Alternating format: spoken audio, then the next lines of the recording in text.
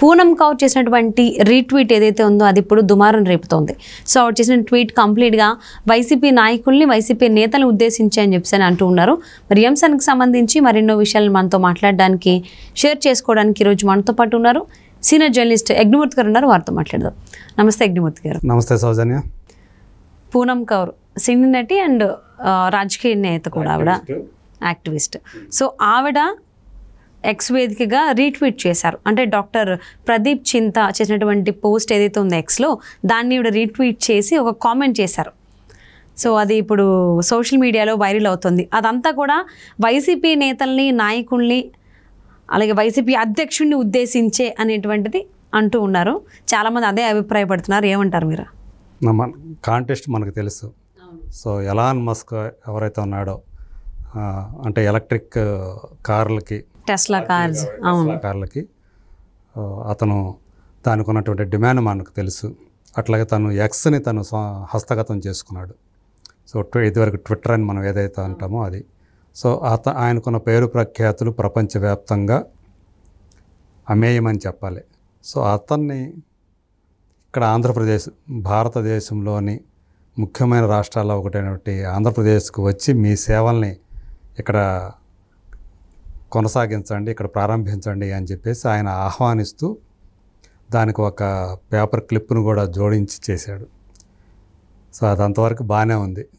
So ఒకవేళ వస్తే మంచిదే కదా, అది ఒక ప్రాజెక్ట్, మంచి ప్లాంట్ వచ్చినట్టు, కార్ల ప్లాంట్ వచ్చినట్టు. అయితే దీన్ని రీట్వీట్ చేసినటువంటి పూనం కౌర్ గారు ఆమె ఒక కోట్ చేసిన కోట్ ఏదైతే ఉందో అది ఈరోజు పెద్ద చర్చనీయాంశమైంది, ఒక దుమారం కూడా రేపుతుంది.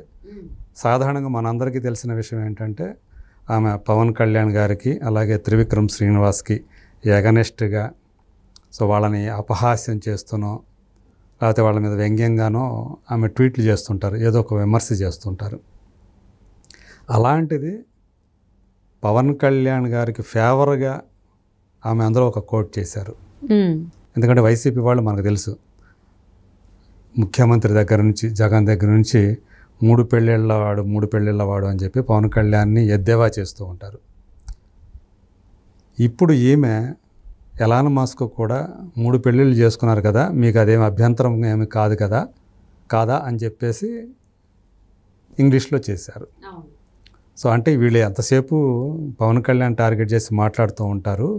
మరి అది అభ్యంతరం అయితే, ఆయన 3 పెళ్ళిళ్ళు చేసుకోవడం అభ్యంతరకరం అయితే, ఎలాన్ మస్క్ కూడా 3 పెళ్ళిళ్ళు చేసుకున్నాడు కదా, అది అభ్యంతరం కాదా మీకు, మరి ఆయన ఆహ్వానిస్తారా అన్నట్లుగా, అంటే బ్యాకింగ్లో అది మైండ్ తెలిసిపోతుంది అనమాట ఆమె ఎందుకు చేశారు అనేది.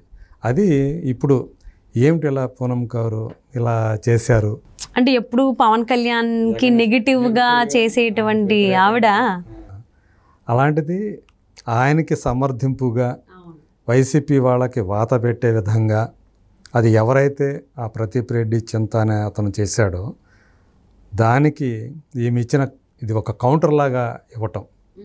సో వేరే వాళ్ళు జన సైనికులు ఇంకొకళ్ళు ఇచ్చారంటే ఓకే, వాళ్ళు ఇచ్చారనుకోవచ్చు. కానీ పూనం కౌర్ అలా ఇవ్వటం అనేది ఈరోజు వార్తలాగా అయింది.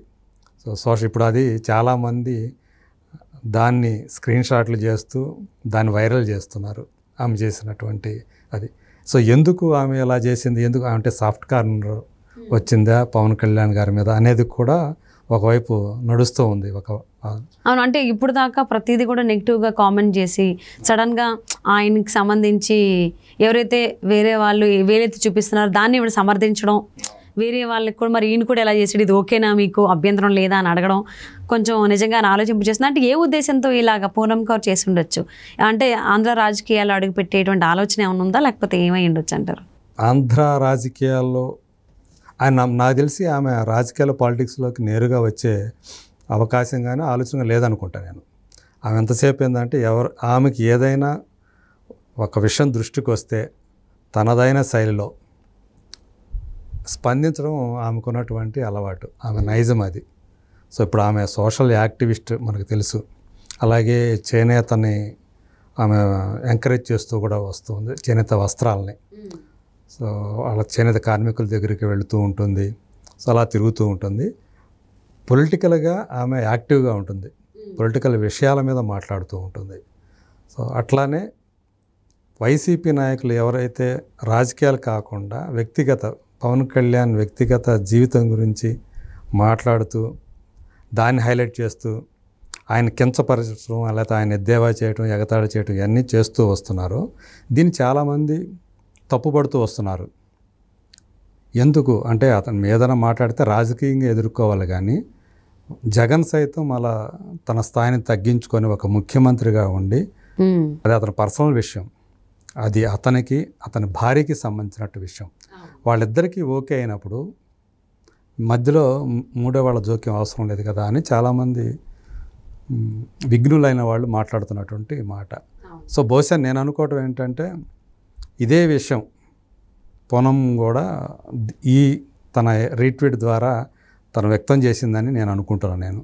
సో మీరు ఏదైనా చేస్తే రాజకీయంగా మాట్లాడంటారా, వ్యక్తిగత జీవితాల్లోకి వాళ్ళ జోలికి మాత్రం రావద్దు అని ఆమె చెప్పినట్లుగా కొంతమంది దాన్ని అలా కూడా మాట్లాడుతున్నారు. సో ఇప్పటికీ చాలామంది ఏంటంటే సంతోషపడుతున్నారు అన్నమాట. పవన్ కళ్యాణ్కి మోరల్ సపోర్ట్ ఇంకొకరు జాయిన్ అయ్యారు సపోర్టుగా అని చెప్పేసి. బట్ ఇప్పుడు దాకా ఎవరైతే నెగిటివ్గా ఆయన గురించి మాట్లాడుతూ వచ్చారో ఆమె ఇలా ఆయనకి సపోర్టుగా ఆయనకు మద్దతుగా ఇలా రీట్వీట్ చేయటం అనేది మాత్రం ఒక చర్చనీయాంశంగానే మారిందని చెప్పుకోవాలి. సో నాకు తెలిసి ఆమె ఎవరికి నేరుగా వచ్చి రోడ్ల మీదకి వచ్చి ప్రచారాలు చేయటం ఏ పార్టీకి చేస్తుందని నేనైతే అనుకోవట్లేదు.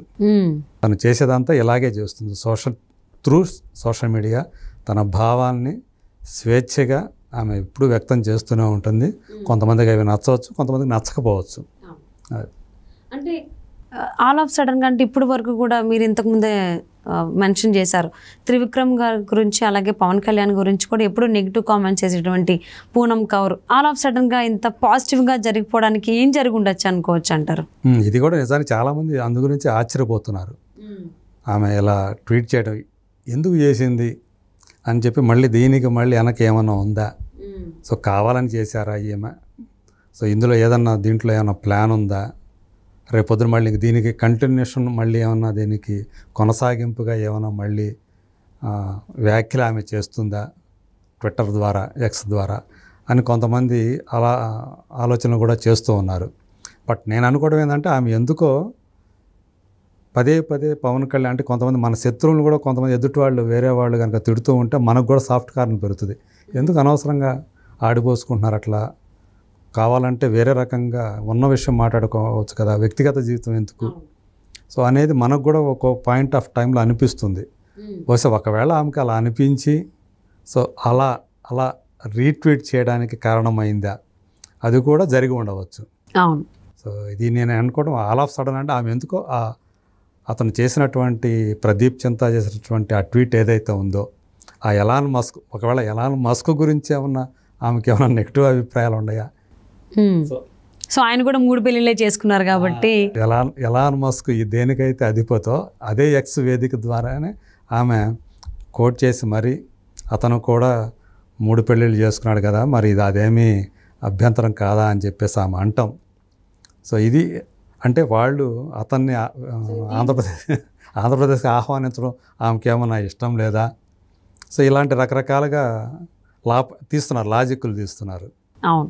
సో ఏదేమైనా టెస్లా అయితే ఇండియాకి రాబోతోంది, అది కూడా ఏపీలో పెట్టుబడి పెట్టబోతోంది. అలా ప్లాంట్ అక్కడ వచ్చేటువంటి అవకాశాలు ఉన్నాయి. ఎలన్ మస్క్ కూడా ఈ నెల 22న ప్రైమ్ మినిస్టర్ ఢిల్లీకి వస్తున్నాడు, ప్రైమ్ మినిస్టర్తో మీటింగ్ అనేది షెడ్యూల్ అయింది అనేటువంటిది కూడా తెలిసింది. సో ఇదేమైనా hope for the best. So ఈ రకంగా టెస్లా రాబోతోంది, ప్రధాని మోదీని కలవబోతున్నారనేది తెలిసింది. సో ఏదేమైనా ఏ ఉద్దేశంతోనైనా పూనం కౌర్ రీట్వీట్ చేసిన ఈ విషయం అయితే ఎక్స్ వేదిక ఇంకా ఎక్కువ పాపులర్ అయింది. డాక్టర్ ప్రదీప్ రెడ్డి చింతా పెట్టినటువంటి పోస్ట్ ఈవిడ రీట్వీట్ చేయడం దానికి ఇంకొంచెం అంటే ఇంత చర్చించుకునేదాకా వచ్చింది. సో నెక్స్ట్ ఏం జరుగుతుంది మరి, టెస్లా ప్లాంట్ అనేది ఏపీలో వస్తుందా లేకపోతే వాళ్ళు దాని మళ్ళీ ఎవరైనా చెడగొట్టేటువంటి అవకాశాలు ఉంటాయో చూద్దాం. ఆయన వస్తున్నాడనే ఉద్దేశంతోనే ఆయన దృష్టిలో పడటం కోసం, ఆయన దృష్టిని ఆకర్షించడం కోసమే ఈ ప్రదీప్ చింతా ఆ ట్వీట్ చేశాడు. సో ఆల్రెడీ ఒక న్యూస్ కట్టింగ్ని పెట్టి చేశాడు.